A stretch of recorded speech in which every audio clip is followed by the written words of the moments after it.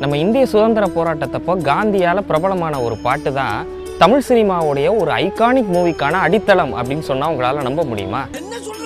அதுவும் அந்த படத்துடைய மொத்த தீமையும் கமல்ஹாசன் அவர்களும் இளையராஜா அவர்களும் சேர்ந்து அந்த டைட்டில் கார்டோட ரெவலேஷன்லேயே ஒரு குறியீடாக நமக்கு சொல்லியிருப்பாங்க. என்னதான் ஹேராம் மூவி பற்றி நாம் நிறைய டீகோட் பண்ணாலும் ஹேராம் படத்துடைய அந்த டைட்டில் கார்டிலேயே நாம் டீகோட் பண்ண வேண்டிய விஷயம் அவ்வளோ இருக்கு. இந்திய சுதந்திர போராட்டத்தப்போ காந்தியினாலையும் அவருடைய ஃபாலோவர்ஸ்னாலையும் ரொம்ப பிரபலமான ஒரு பாட்டு தான் ரகுபதி ராகவ ராஜாராம்.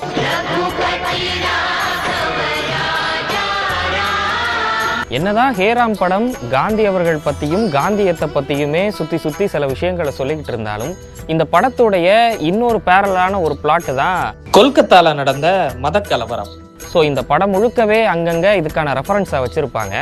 ஸோ இந்த படத்துடைய டைட்டில் கார்டு ரெவலேஷன் அப்போவே இந்த ஹிந்து டிவோஷனல் சாங்கான ரகுபதி ராகவ ராஜாராம் பாடலை ஒரு இஸ்லாமிய பாங்கு ஒலிக்கிற அந்த டியூனை வச்சு கம்போஸ் பண்ணியிருப்பாரு இளையராஜா. ரகுபதி ராகவ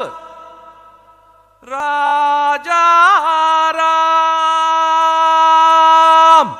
ஸோ என்ன மாதிரியே உங்களுக்கும் இந்த ஹேராம் படம் ரொம்ப ஃபேவரட் அப்படின்னா நம்ம இன்டர்வல் முறுக்கு சேனலை ஃபாலோ பண்ணிட்டு கமெண்ட் செக்ஷனில் ஹேராம் அப்படின்னு கமெண்ட் பண்ணிட்டு போங்க.